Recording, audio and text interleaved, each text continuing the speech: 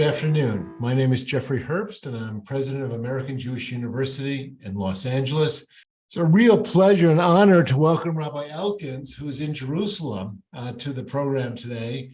Rabbi Elkins, of course, has been a pulpit rabbi for over 50 years and is the author, co-author, editor, co-editor of over 40 books. The most popular or most well-known is probably Chicken Soup for the Jewish Soul. Rabbi Elkins is also my rabbi. He was the rabbi of the Princeton Jewish Center when we lived in Princeton, New Jersey. We were honored to be part of the congregation, to travel to Israel with him, and he saw our children grow up. Dov, welcome. So glad that you're on the platform today. A pleasure to be here. You forgot to say why you were in Princeton as the head of the Department of Political Science, I believe. Okay. At Princeton University. Great honor. It's a great honor to dialogue with you and to know you and to have been your friend for these 30 years. Really. Shocking. Dov, you've written dozens of books. Why this book about Peter Bergson, titled formally The Jewish Lobbyist Who Advocated to Save Jews During the Holocaust? Why write this book? Why write it now? Well, every day I tune into the news, whether it's Fox or Times of Israel or a half a dozen other things that come to my computer on a daily basis. And almost every day I find that Americans and people in the Netherlands and people in Norway don't know anything about the Holocaust. They certainly don't know that 6 million Jews were slaughtered. They don't know that 1/3 of the Jewish people were slaughtered. They know very little about the Holocaust. Very recently, Ron Dermer, who's in the new cabinet, and he was advisor to Netanyahu, he spoke at a gala for the March of the Living, and he said, the Holocaust took everything away from the Jewish people. It took away for the victims, it took away their property, it took away their dignity, it took away their lives. But it is very important not to take the Holocaust itself away from the Jewish people. It's disgraceful that people don't know about the Holocaust. So this book is designed to inform people who know about and who don't know much about the Holocaust, or who know a little bit about the Holocaust. There are several very important items in the book that I want people to know. Even if they know that 6 million Jews were massacred by the Nazis, there are some things they don't know, several of them. I'm going to mention them that are in the book, and that's why I wrote the book, to promote these facts. Front and center is the identity of one human being. His original name was Hillel Kook. He was the son of Rabbi Dov Kook, who was the brother of Rabbi Abraham Isaac Kook. In other words, he was the nephew of Rav Kook, who was later the chief rabbi of Eretz Yisrael, pre-Israel, mandate Israel, Palestine.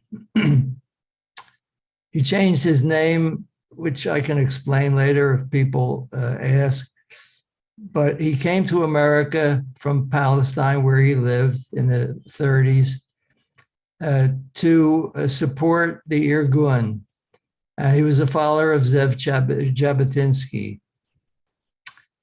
And very quickly, he found out the truth about what was happening to Jews in Europe, the daily massacre of thousands of our people. So he changed his whole program from supporting and raising funds for Irgun to trying to save lives in America, pressuring American government and also other individuals and groups. What most people are aware of is that the responsibility of the Holocaust was the Nazis. They were the ones who committed the crime. But if you agree with Elie Wiesel, if you are a witness and you do nothing, you're a witness. Every witness is also responsible. And the late Rabbi Abraham Joshua Heschel, who was my teacher at JTS, also said, some are responsible, but all are guilty. And who is guilty?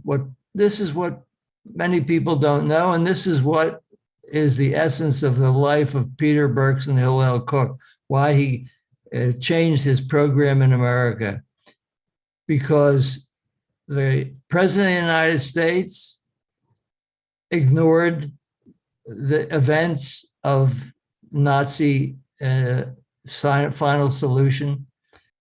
Other people, such as the media, the New York Times, the Washington Post, newspapers in every state in the Union, put the massacre of Jewish lives in Eastern Europe on the back pages. Reform rabbis who were mostly anti-Zionist in the 30s and into the 40s were not in favor. Most Americans were not in favor of doing anything to help bring Jews in Europe to America. As a matter of fact, we all know about the story of the ship that was turned away from Florida and Cuba, and there were 290 passengers. And what happened was that the Secretary of State, Cordell Hull, advised the president, and he said, oh, these are not the kind of Jews that you care about. And they turned them away. Most of them perished in the Holocaust. Some were able to escape in Europe, London. But the point of it all is that the truth is not known, that it was just the Nazis that were responsible. It was the people who sat by and did nothing. And this is why Peter Bergson is so important. And yet, so little known. Most people never heard the name of Peter Bergson or even Hillel Cook, his original name. They don't know about him. And he created heroic efforts. I want to read to you what Dara Horn, who is a great public intellectual, novelist, PhD from Brandeis University, and she discusses the recent video produced by Ken Burns, The U.S. and the Holocaust. And many people criticize that video because of its omissions. So Professor Dara Horn writes, Peter Bergson, a Jewish activist from British-occupied Palestine, came to the U.S. during World War II to shout himself hoarse about the Holocaust. The U.S. and the Holocaust, Burns video, includes a little bit about Bergson and his dozens of full-page ads in major newspapers, highlighting massacres that those papers buried in the inside pages. His star-studded, stadium-filled pageants, his 400 Rabbi March on Washington. But Ken Burns' video, The U.S. and the Holocaust, is sad. Whereas another video, which is not as well known as that of Ken Burns, was done by someone else. It's called Not Idly By, if you get a chance to see it, by Pierre Savage. That in that video, there's anger. Bergson, interviewed in 1978, rages with a Hebrew prophet's fury. In Ken Burns' Holocaust video, says Dara Horn, nobody rages. It was PBS. She says nobody rages on PBS, but Peter Bergson raged. It was a crime that he was the only person, really. There were a few people in Europe, a few well-known names, Raoul Wallenberg. There were a few students at JTS who later became rabbis, Noah Galinkin, Jerry Lipnick, Buddy Sachs. They tried tremendous efforts without making it themselves public. And when they learned that Peter Bergson was doing such a good job publicly with all his major events, which he sponsored, star-studded, stadium-filling pageants. Imagine, these were unheard of in the 30s and 40s. Parenthetically, when the problems of Soviet Jewry, the 3 million Jews who were denied the right to live a Jewish life, to have synagogues or Jewish schools, there was a group called the Student Struggle for Soviet Jewry, and this was already in the 70s and 80s. They claimed that they got their inspiration from Peter Bergson. Nobody heard of full-page ads in newspapers. Nobody heard of stadium-filled protests, marches of like the 400 rabbis. During the whole World War II, there was one march.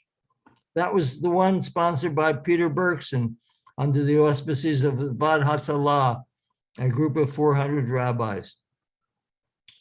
Imagine one march. Now, during the Soviet Jewry days, there were many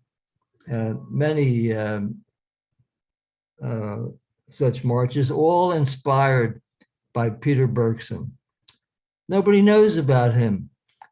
And I wrote the book so that more people would know about him.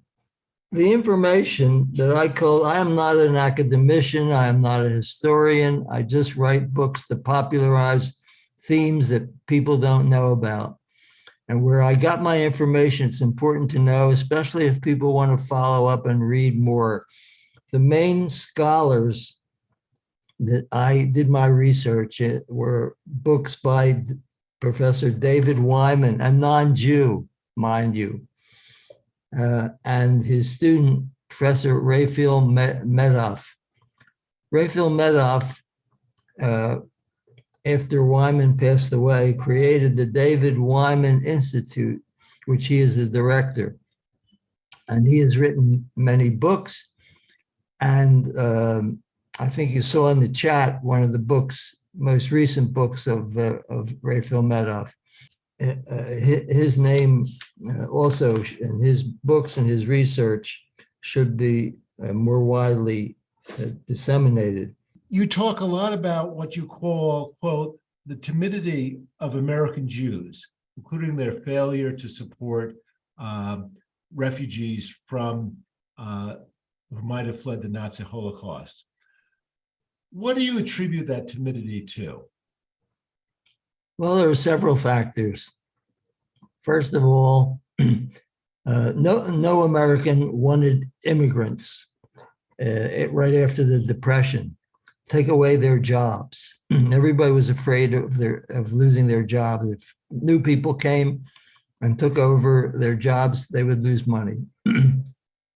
Secondly, Jews were afraid that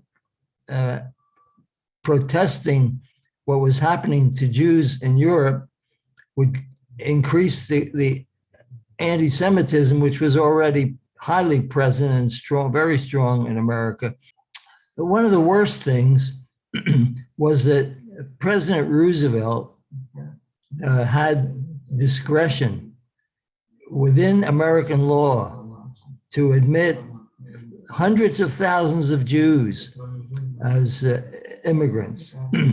But he was told by his Jewish advisor, Samuel Rosenman, and another very close advisor to him, Rabbi Stephen Wise, told him, Roosevelt said, keep it quiet.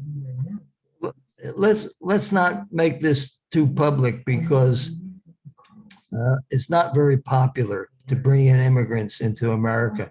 And Stephen Wise, who could have made a lot of noise, he was a very prominent individual and did a lot of wonderful things. Started the Jewish Institute of Religion. He was one of the few pro-Zionist Reform rabbis. Did a lot of great things, but one of the things that he did not do is to jeopardize his relationship with President Roosevelt. So he kept his mouth shut when he should have trumpeted and screamed and yelled and organized. He did nothing. In fact, not only did nothing, but he squelched whatever information he received about this horrible final solution going on in Europe, and he didn't let it be known. Raphael Medoff informs through his books some very nasty things about FDR. My parents and most people in the 30s and 40s worshiped FDR. He got us out of the Depression. He won the Second World War, but he was also an anti-Semite. He was an anti-Semite. He's known, and Medoff did the research to prove this, to say Asians and Jews, they don't have the blood that we have. We don't need these kind of people in our country. Can you imagine?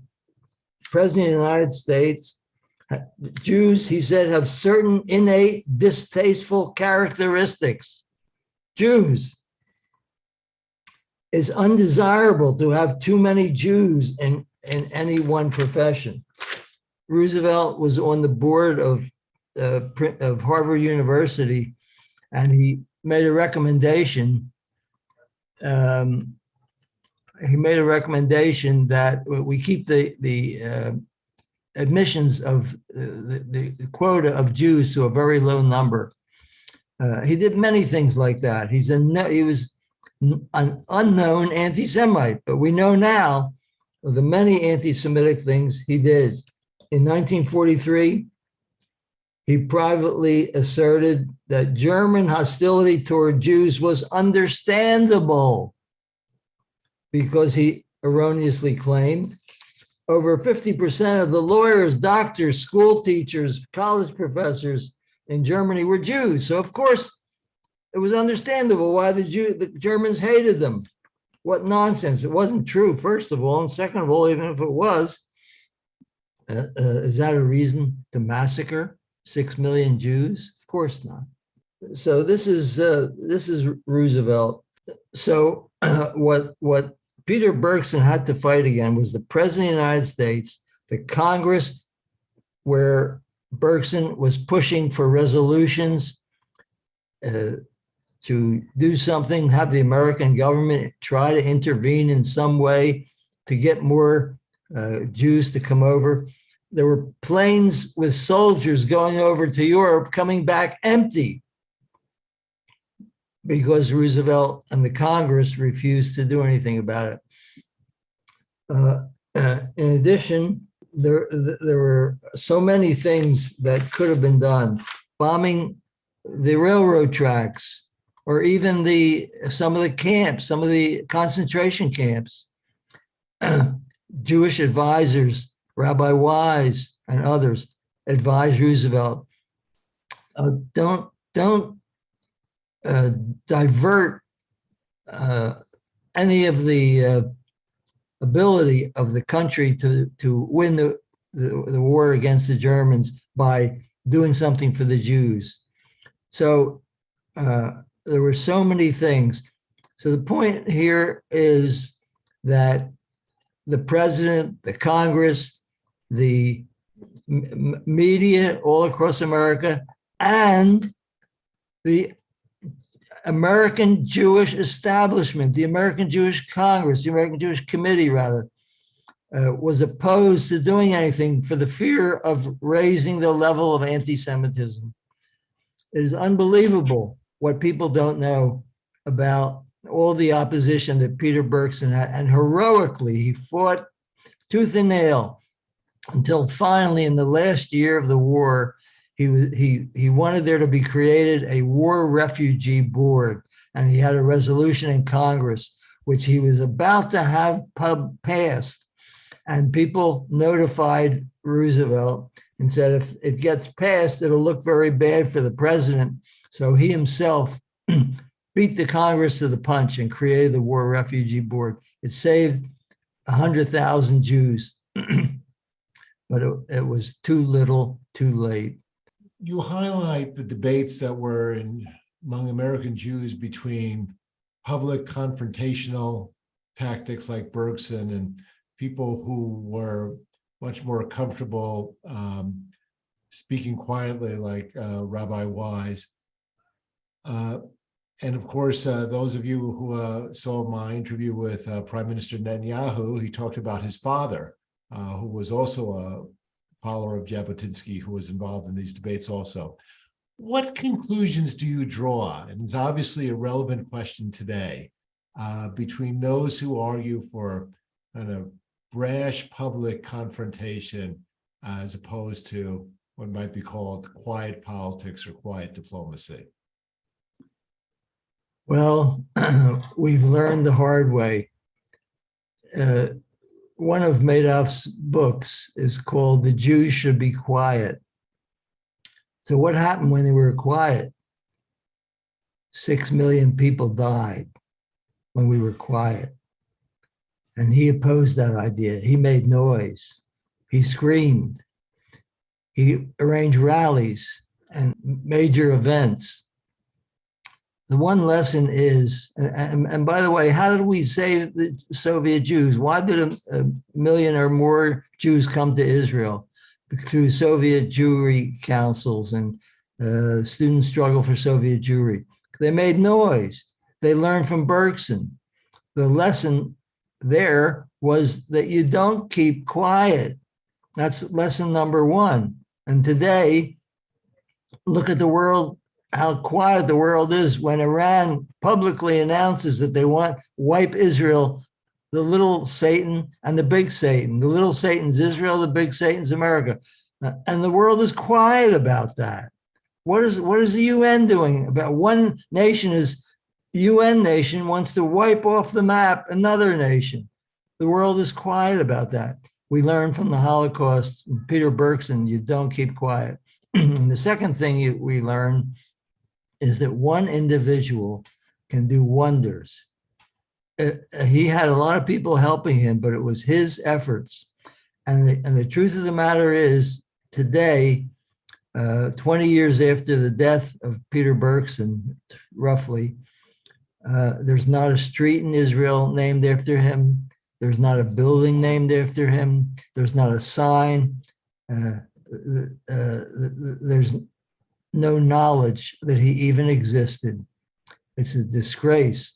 And that's another thing that we learn. One person, never say, oh, it's only me, what can I do?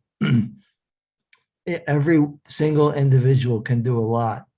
So the lessons for today, to answer your question, is that you make noise, you see something, you hear something, speak up, say something. And secondly, don't think that one person can't do anything. Peter Bergson did wonders, but he had so much opposition, especially the President of the United States, American Jewish Committee, who, thank God, today reversed itself and does wonderful things. The media, the New York Times, still to this day, every other day, there's something to criticize Israel. All these things are lessons for us today. Don't keep quiet, make noise, and don't diminish the role of every individual.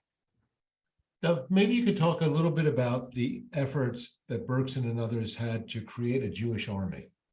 Well, his initial efforts when he first came to America was to round up enough Jews to help fight the war against the Nazis.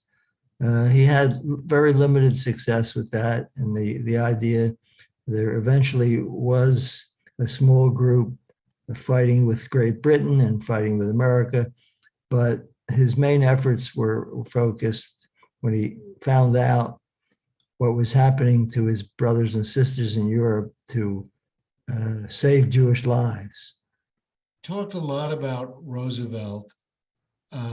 This is after the scope of the book, but of course it was Truman who recognized Israel, although his own background was, from the Midwest. One would probably put him in far less contact with Jews than Roosevelt, who was more on the East Coast. How would you explain the differences between Truman and Roosevelt? You can read the book I wrote about the friendship between Harry Truman and Eddie Jacobson. But the essence of Harry Truman was that he was a Bible lover. He was an avid from childhood. He read the Bible dozens of times. And in later years, because he was the first one to, minutes after the state of Israel was proclaimed, he recognized the state of Israel. And later on, he was invited to many Jewish places, including my alma mater, JTS. He said, "I am Cyrus," he announced, because he knew the story of how Cyrus brought the Jews back from Babylonia after the destruction of the temple and the exile in 586 BCE. So Truman, because he was a Bible lover and because of his friendship with Eddie Jacobson, there was one point where it was really coming down to the wire where the UN was going to vote on accepting a Jewish state in Palestine in November. And it was very important that Truman persuaded other members of the UN to approve the vote in favor of a Jewish state. And so Eddie Jacobson got on a plane, and Chaim Weizmann wanted to come and talk to have a nice conversation with Harry Truman. Eddie Jacobson walked into Truman's office, which he had access to like nobody because they were partners in business right after the First World War. And Truman said, "Harry, you got to let this guy come. He's my hero." And Truman hesitated for a few minutes. And then he turned around and he said, "Okay, you bald-headed blankety blank blank, I'll make an appointment with Chaim Weizmann." Weizmann came, had a long chat with Truman, and Truman did what he said he would do. He was a Jewish hero, where he was not, he made some anti-Jewish remarks because people in the Midwest, that was second nature to them, but he had not an anti-Semitic bone in his body. On the other hand, FDR was a rabid anti-Semite, and it caused the death by his unwillingness to do anything to help the Jewish people. He says, "We'll win the war, and then when the war is over, we'll help Jews." Well, war was over and 6 million Jews were dead. So his philosophy was not very helpful. Dov, going to the audience questions now, several people in the audience were struck by your remarks that no streets, no buildings in Israel were named after Peter Bergson. Why is that? Peter Bergson did not have a good fortune in winning popularity because people were afraid of anti-Semitism. They're afraid of losing their jobs. They're afraid of Stephen Wise was afraid of damaging his relationship with the boss. He called him the boss, and he called him. When he came back from a meeting with Roosevelt, he would say to his students, "I just had a meeting with Franklin, and this is what Franklin said to me." And so his relationship with FDR was so important to him that he wouldn't do a thing to damage his relationship. But Truman was not like that. Truman was a great friend of Israel in many, many ways. He had Eddie Jacobson and Truman had planned a trip after Truman left office, planned a trip to Israel. But unfortunately, Eddie Jacobson had a heart attack and died just before they were going to go, and they never made the trip. So Truman never made it to Israel. Dov, the New York Times coverage or lack of coverage of the Holocaust has been discussed much and well known. But it was the major newspaper, but it was by far from the only newspaper in the United States at that time. And the Sulzbergers had their own relationship to Judaism. But what explains the rest of the media's quiet during that same period? God only knows. Fortunately, Randolph Hearst, there was a string of probably hundreds of newspapers across the country that Hearst controlled. And he was the one newspaper chain that was in favor of supporting Bergson. Bergson was a very charismatic guy, very eloquent, very polished, and he persuaded people from Hollywood and many certain congressmen. It's all listed in the book. He just had such strong resistance. And why the New York Times and other newspapers? Rampant anti-Semitism everywhere in the country, and fear of being identified as a supporter of the Jewish people. There are people like that today, Kanye West and others like him. And they say that anti-Semitism is a incurable disease. And Begin, Oliver Shalom, used to say that the Poles inherited anti-Semitism in their mother's milk. And the same thing with the media in America and the newspapers in America. And anti-Semitism is something we have to fight against. We have to raise our voices. We have to learn from Peter Bergson not to be quiet. Don't dare be quiet. Follow Elie Wiesel's advice. Be a witness. Testify. Speak up. Never say that one person can't accomplish something important. Dov, we're beginning to run out of time. We could obviously talk for a long time, but the audience, many people, audience questions like to know what happened to Peter after the war. What did he do? Well, there were several things he did. He took back his name of Hillel Cook. He settled in Israel. As a matter of fact, he was a member of the first Knesset in Israel. Then he went back to America and was involved in several businesses very successfully.